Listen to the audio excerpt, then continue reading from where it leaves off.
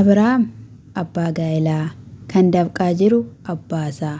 Kunimee maaluma kan jedhamudha. Maaltu ta'uuf deemaa dhugaa dubbachuudhaaf yerichi yeroo dhumaa ga'imuu maa'inni. Ashamaa akkam jirtu hordoftoonni kiyyaa marti keessan siniin jechaa. Egaa Ruutaanii yeroo darbee wantoota garaagaraa aniif Abrahaam yaallee turre waraqata tokko duwwaatu hafee isa kanaafiyyuu immoo guyyaa har'aa gaasheedhaanii waameetoo jira jetteetoo turte jechuudha. Haa ta'u malee gaayyuu faana kan ishiin dhufte jechuudha. Amma immoo iyyuutu bukkee jira jechuudha. Silaa warri isheetti siqan hundumtiyyuu yeroo takka turanii zandoo ta'u jechuudha. Haa ta'u malee egaa waan tokko tokkotu haasaa jiranuu gaashiyyeen jechuudha. Yeroo isaan dhufanitti maalidha jedhaniini gaafa gaafatanii gaashee wanti isheen isinitti odeessuudhaaf jettu wanta gaarii miti. Ati isaaniif jettee dadhabaatoo jirta gaafa iyyuun jedhuuni maalidha haasa'ii jedhaniin jechuudha. Isheenis immoo isaaniidhaanii sinis egaa waa'ee keenyaa fi waan baay'ee dadhabdanii kana osoo ta'uu baatee garuu baay'ee natti tola ture. Waraqata jalqabnee xumurarra geenyetu jira. Maatabaa fi furmaa qofatu hafee gaafa isaan jedhanii sinumatu akkuma barbaade gochuu danda'a. Biyyi hin jiru namni hin jiru jedhaniin jechuudha. Amma mee adeemsi Ruutaa fi Abrahaam kun deemanii gaa'ela jechuudhaaf anaaf hin galle gaaffiidhuma guddaa natti ta'eetoo jira jechuudha. Ruutaanii gaafa gaa'ela jechuudhaaf murteeffattu jechuudha qabeenyi hin gaafatamu. Zimmuma jetteetu mallattoo qofarratti mallatteessiteetu osumaa tokko hin fudhatiin baatimoo naaf hin galle achitti anaaf gaaffii guddaa jalqabaa kaasee hanga yoonaatti natti ta'eetoo jira jechuudha. Akkattiinis immoo mallatteeffama.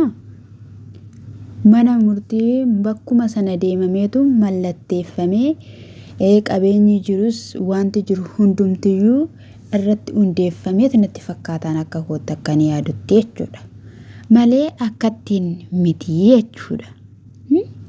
Garuu immoo harka fudhaniitoo isaan dubbisaniitoo jiru jechuudha. Yeroo dubbisanii jedhanii nan farramsiisaa jedhanii akkasumas immoo dadhabaa akka jirtu itti miidheen jechuudha iyyuuni. Isa kanaan ani nan beekaa jette isheenis yeroo darbees sintu dadhabee amma gadi jettanii jilbeeffachuutti geessaniitoo jirtu gaafa ishiin jettuuni Abrahaamii guyyaa 2 yookiin immoo guyyaa 3 keessatti hin dhufaa. Yeroo inni dhufe immoo ol galcheen namoota wajjiniidhaan nanidhaa achittan isa qallabadhaan achitti qallabamaa jennaan maali kun hundumtu jette dhugaa dubbachuuf achi mucaan koo amma nagaa miti. Abrahaam kaleessaa fi Abrahaam har'aa tokko miti. Anaaniyyuu waan saana dhibeetoo jira naan gallee. Isa kanaaf immoo ani waan hundumayyuu iddootti galchee jira. Hiriyoonni warri hamma hoy jedhanii hundumti isaaniiyyuu warra karaatti afaanidha isaanii. Isa kanaafiyyuu siifannan mallatteessisa waraqaanii suma harka haa taa'u jedhaniin jechuudha. Iyyuunis itti deebisi gaashee dhiisii jedheen jechuudha. Jalqaba irratti Ruutiyyee gaa'ela kana hin barbaaddu yoo ta'e haalli Abrahaam sitti tolus yoo baateera ta'e akkattati gara gaa'ela jessuu keetitti deemtu jalqaba irratti inni yoo baasu baate jaarsummaa karaa kees karaasaas lakkaayyattee teessistee jechuudha. Dhimma jiru karaa kee wanta jiru karaasaa wanta jiru dubbatamee furmaanni ergaa itti laatame booddee wanti jiru erga irratti dubbatame booddeedha malee gaa'ela kee jessuu kan dandeessu. Har'a akkattiin karaa gubbarra dhaabbattee gaa'ela kee kana diiddeetta yoo ta'eera ta'e ilaa boru ganama jechuudha namitti nama ishiin soqolattee kottu nafaana ceesi jechaanii jirtu kun jechuudha. Boruu jechuudha wanti ishiin asfaaltii irratti yookiin immoo daandii gubbaa irratti baatee ililchitee galata hin galchinee fi hin jiru jechuudha. Si galee kanaafiyyuu ormas hin gammachiisinii.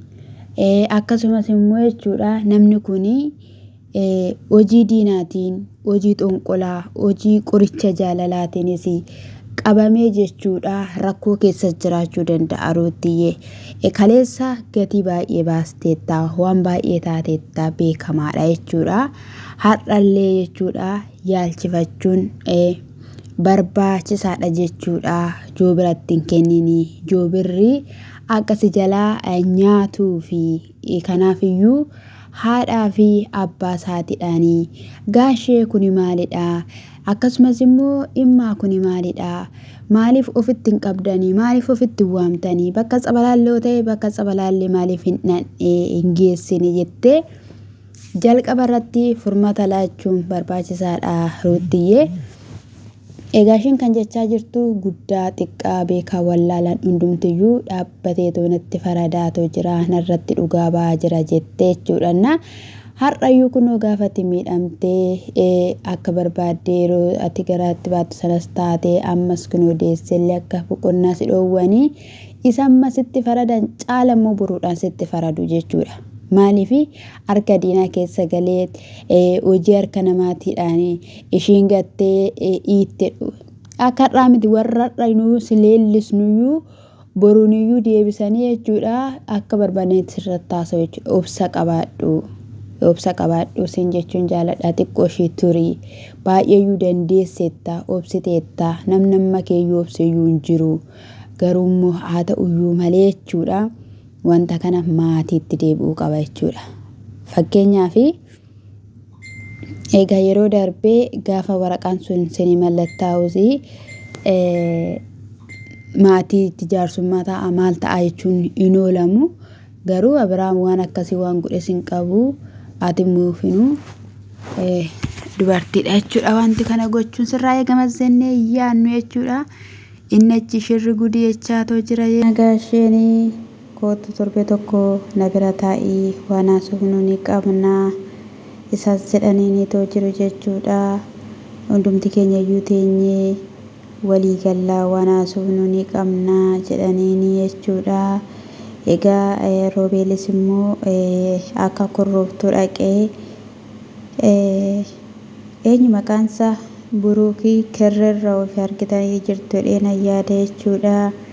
Kan maaliitidha gaa'ela irratti gaa'ela inni isinii qopheessuu fi barbaaddanii maalidha wanta akkanaa ishiidhaaf yaaddanii sila ishiin deessee ciiftuu fi dhaayii anas hin turre naan maal hojii dhufte korrooftuu waan cufuun sin barbaachisu ture. Anu nan dhufa ture iyyuu naamina jedheen jechuudha. Egaa baay'ee nama gaddisiisa baazawwee jechuudha. Lachuun humti isaanii Ruutaan nama gaddisiisti. Abrahaamis yeroo badu nama gaddisiisa jechuudha. Isheen kun immoo yeroo miidhamtu jechuudha. Hunduma isaayyuu egaa Waaqayyoo iddootti isiniif haa deebisu isiniin jechuu jaalanna. Inni dammoo Ruutiyyeen akkamii waan saaree funci dhagaa jettee jirti jechuudha. Ji'aa fi guyyaa lama maal jechaa turte?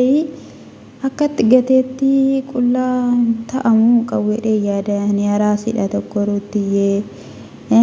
Moo modeelessiidhaanii baqqaayii warri cururri jetteen arguun qabdu jarittiin jetteeti siin jedha.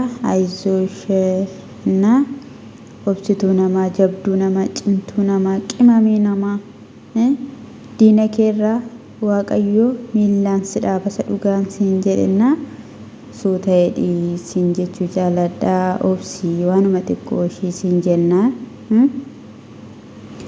Afaan bineensaatii ba'ee iddootti deebi'uu danda'a. Isaanis immoo nanidhas jedhaniiru waan baay'eetu jira harkaan galchaniiru akkasumallee gara Tsabalaallee geessuufillee ta'uu mala jechuudha. Obsa qabaadhu siin jedha. Har'a immoo isaanis immoo viidiyoo waraabaniitoo jiru jechuudha.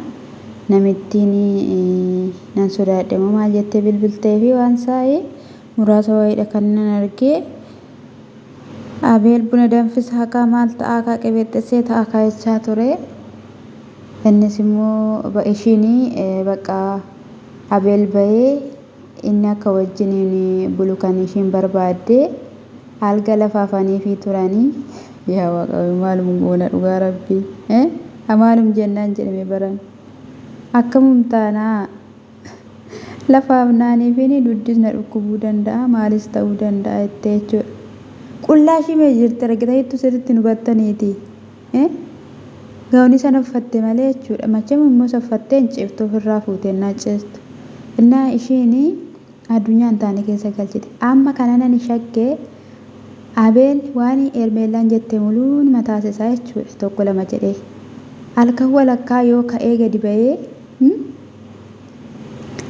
ishiin ol darbitee wajjin hin ciisteen shakke.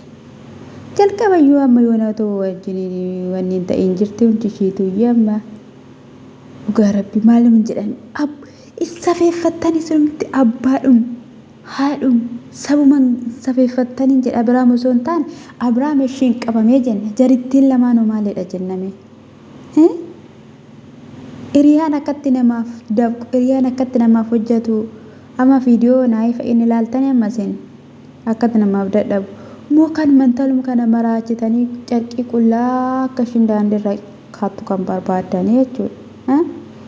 Maal jedhaa innaa Roobeel gaafatu konkolaataa bitee fi warqii bitnaanii fi warqii Ermeellaatu bitee jettee darbattee caccabsitee lubbuun kee qaxxam jedhee haa cabu.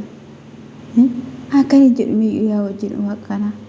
Gaariin kan hojjete lafarra hin taa'u maal godhas iddoo Waaqaa dhaqees amaan mi'ummaan fayyadu. Innaa sakana dhagaa hordoftoota kiyyaa kadhadhaa fi dhugaa dubbachuuf akka amantii keessaniitti Abrahaam fayyee gaa'ela isaatti akka deebi'u Basabeeruutti hin jaalata akka ishiin keessa koo keessaa baatu hin barbaadu naquun ishii biraa jedhe.